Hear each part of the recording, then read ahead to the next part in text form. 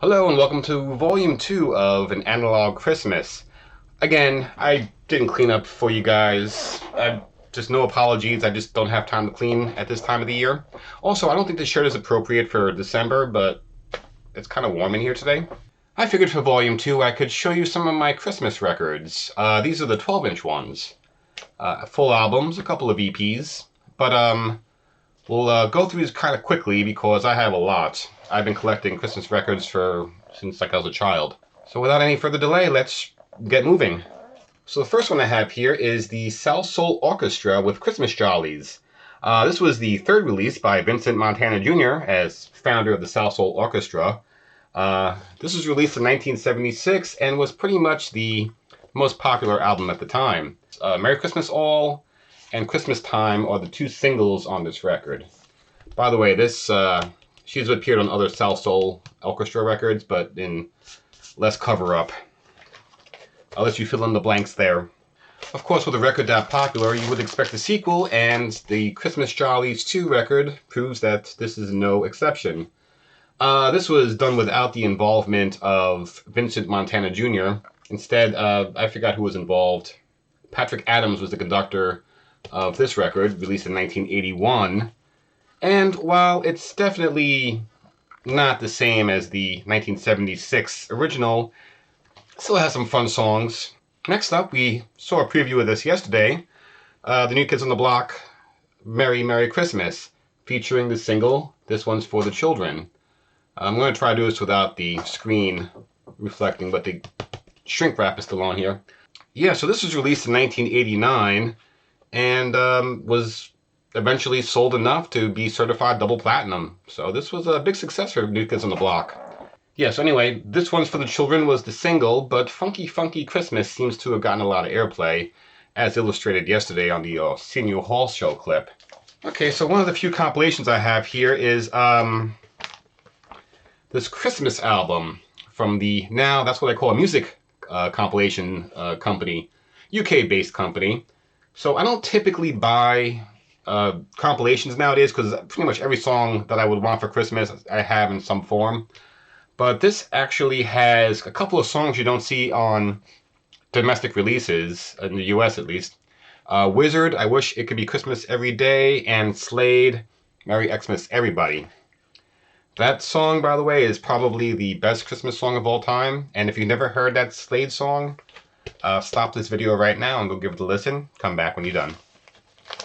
Or don't. That's fine. Okay, so I covered this last year. This is the Holiday Greetings record. I'll put a link to the video if you want to take a look-see. And I also have a full upload of this album on my other channel.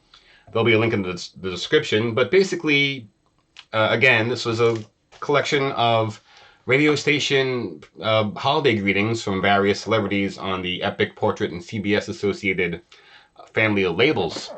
So what we have here is Christmas Cocktails. Here's the inside. This is a 2-record set collection of various jazzy, easy-listening lounge songs for your swinging Christmas party. There's a second volume of these that was released. I don't have it yet, but this is a great collection of songs to have for like a background, because the songs are great, but they don't overpower the conversation going on at your party. Released in 1982, we have Henry Hathaway Orchestra and Chorus with Turned On Christmas. This is a collection of late 70s disco-style medleys. This is another one of those fun background records that you could play at a party. It won't overpower the conversation, and it won't steal attention from the room. And I think when you're hosting a Christmas party, that's the most important thing when it comes to music. You want something that is pleasant in the background, but it's not demanding your attention. Which is why we banned Elmo and Patsy. Next up, we have Los Straitjackets with Complete Christmas Songbook. Los Straitjackets, if you enjoy instrumental garage surf rock mixed with traditional holiday music, then you'll definitely enjoy this album. Seriously, there's a lot of good tracks on here, and if you see this, I highly recommend it. It's also on Spotify, so if you want to try it before you buy it, surf rock version of Linus and Lucy alone is worth the price of admission. This one is pretty iconic. A Christmas Gift for You from Phil Spector, originally released as A Christmas Gift from You from Phillies Records. So yeah, this record was released on November 22nd, 1963. And then later on down the road, they re-released this as the Phil Spector's Christmas album, different cover. And then this cover also has been re-released numerous times.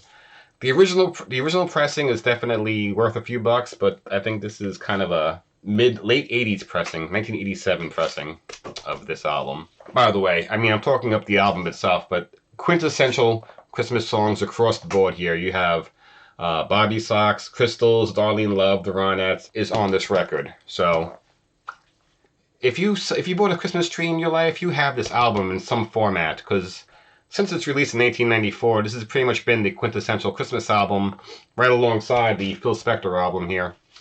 And All I Want for Christmas Is You, of course, is second, but front and center as always. This, of course, was a later re-release, because it wasn't originally released on vinyl in the United States, but they put it on red wax. Isn't that nice? We have our first EP, 12-inch single. This is Captain Sensible, otherwise known as Raymond Ian Burns, formerly of The Damned. He had quite a few solo endeavors, including What, and this song, One Christmas Catalog. There's a few other tracks on here as well. This is a great song. Look this up on YouTube. This was also found on the New Wave Xmas collection from the Just Can't Get Enough series. So again, if you like New Wave, I would give that song a look-see. You'll be pleasantly surprised. I think this was in every kid's Christmas collection since its release in 1979. This was released in conjunction with an ABC Christmas special. The 12 Days of Christmas is the immediate standout track on this record that every kid, and every adult who was a kid at one point remembers. There's your inside there. They do a good job with the re-release. This is a re-release, by the way. This is not the original pressing, but they do a good job with this stuff. Next up, we have Soul Christmas. This is the Run Out Groove. I can't point at it. This is the Run Out Groove re-release of this 1968 compilation. This is a great collection with Booker T and the MGs. You got some Otis Redding. You have Clarence Carter with Backdoor Santa. King Curtis, William Bell. Alright, so this one's a little more obscure. We have Low Christmas. Low was a Minnesota-based indie rock band consisting of husband and wife team Alan Sparhawk and Mimi Parker. And the occasional bassist joined in as well. Their genre was consistently known as slowcore, at least according to Wikipedia. Just like Christmas is the standout in this album, but they gained a little bit of exposure with the Little Drummer Boy, which was featured in the Gap commercial. Founding member Mimi Jo Parker actually just recently passed away this November, sadly. But so if you see this is definitely worth a listen as well. I enjoyed this record. At the very least, look up the Gap commercial with Low. Next up, we have Merry Christmas from Sesame Street. This was released in 1975, and once again is another children's holiday favorite. Gatefold sleeve is definitely worth the price of admission on this one as well. A few of these songs, like I Hate Christmas and Keep Christmas With You All Through the Year, would later end up on the 1978 Christmas special, Christmas Eve at Sesame Street, which I discussed earlier this month in one of these other Advent Calendar episodes. Next up, we have A Partridge Family Christmas. This was released in 1971, and it consists of one original, and then the rest of them are standards. This was one of the best sellers of the holiday season, based upon the popularity of the show. My copy is a bit wrecked. I'm opening this up now, and there's like no inner sleeve. This actually might get the vinyl's all jacked up a little bit. This actually might get demoted to the back. I'll show you those later. Next up, we have the Trans-Siberian Orchestra with the Ghosts of Christmas Eve. TSO seems to have the arena rock Christmas music market conquered. But the Ghosts of Christmas Eve was a 1999 television special with this as the companion album. Christmas Canon was the song that got a lot of play around my house, which is somewhere around where my finger is. I can't see backwards.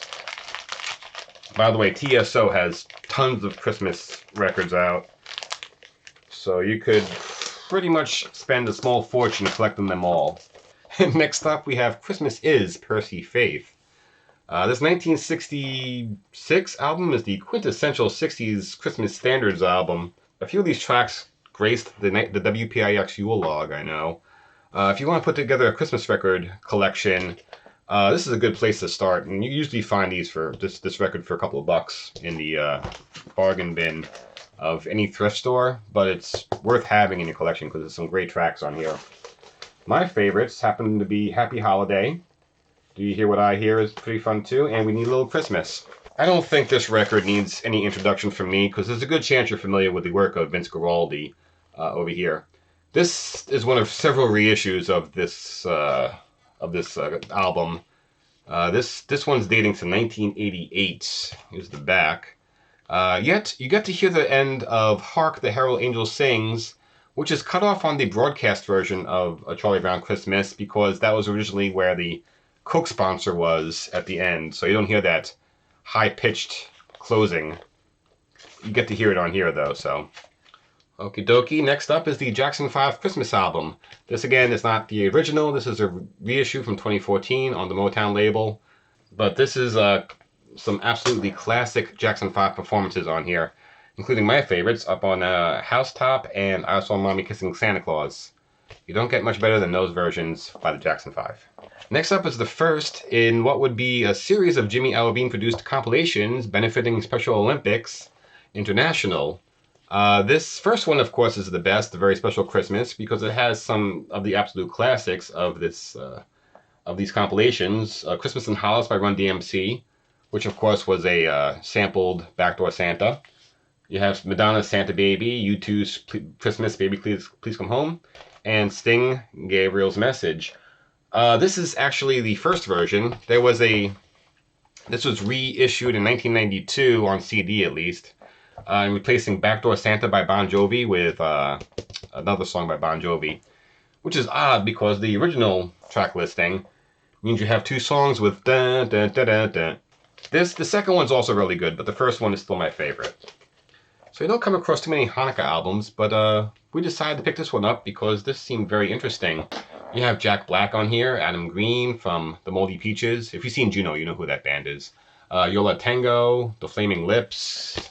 There you go. There's a track listing. I have not given this a honest listen yet, but that will be remedied pretty soon.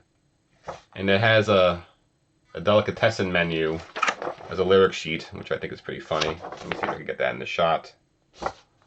Okay, so now we have here the 1984 charity single that everyone has come to know, love, and sometimes criticize. Their heart was in the right place, but the lyrics do seem to overgeneralize an entire continent a bit. Nonetheless, you have a list of all the people who are participated in the back, and a few that didn't show up in the picture. This was written by Bob Geldof, 1984. And also, I seem to have it, the promotional copy as well. Same contents, just without the cover. We talked about this on December 9th already. Bang, bang. So here we have Twisted Christmas by the Bob Rivers Comedy Corp. Bob Rivers was a radio personality and parody songwriter. This collection was released in 1987, and it contains the hit novelty song, The 12 Pains of Christmas. I believe the Chimney song was also kind of a minor hit as well. He did release another collection of Christmas parody songs called I Am Santa Claus years later. But these songs are kind of hit or miss for me comedy-wise. Many of them age kind of poorly. But if it's your cup of tea, then by all means, have fun. 12 Pains of Christmas still elicits a chuckle from me. So, Merry Christmas, Baby is still sealed. I bought this at Cracker Barrel, I think either last year or the year before. It has his Christmas holiday hits like Blue Christmas and Santa Claus is Back in Town, but I mean, I've heard these songs so many times, I don't ever feel the need to open this up. So next up we have Disney's The Sounds of Christmas, where the songs and story is on one side and then a whole bunch of sound effects on the other side. This is kind of the Christmas companion to the Halloween record, Chilling Thrilling Sounds of the Haunted House, which I covered in a previous Halloween video. So what you have here is pretty much the final Monkees album, released before the deaths of Torque and Nesmith. But while it received mixed reviews, you'll get one of the better covers of Wonderful Christmas Time on here.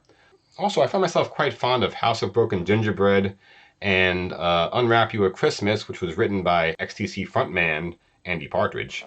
And finally, we have what I call the Holiday Rejects. These are records that just kind of end up in my collection.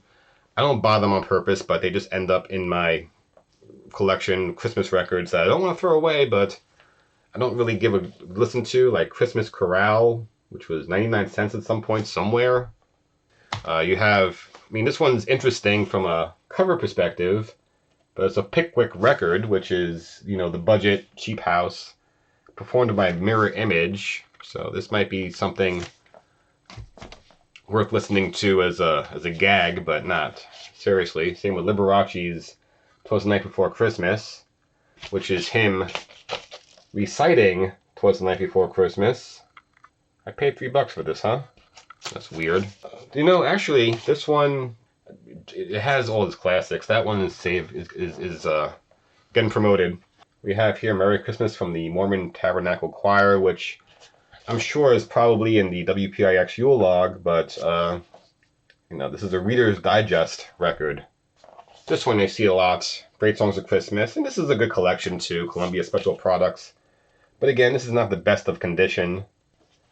Drambuie Christmas Classics. I don't even know how this ended up in my collection, but it's still sealed, and it has an advertisement for Drambuie on the back here.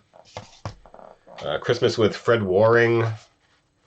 Feliz Navidad Menudo. Okay, I bought this one on purpose because I thought it would be funny, but there's really no reason for me to be owning this. The Best of Christmas. 2 records filled with favorite songs. Again, this is not a terrible collection, but this is not sleeved in the internal. The vinyl is all jacked up, and I don't know. Might be worth saving, but I don't know. Anyway, those are all my 12-inch records. So I'll have more records to show you, but I'll save that for another day. I'll see you tomorrow. On RCA Records, Dolly Parton's latest and greatest 9 to 5 and Odd Jobs, Ronnie Millsap's greatest hits, and John Denver and the Muppets, including a free poster of your choice, just $4.96. 8-track or cassette, $5.47. This Christmas, give the gift of music from K-Mart, the saving place.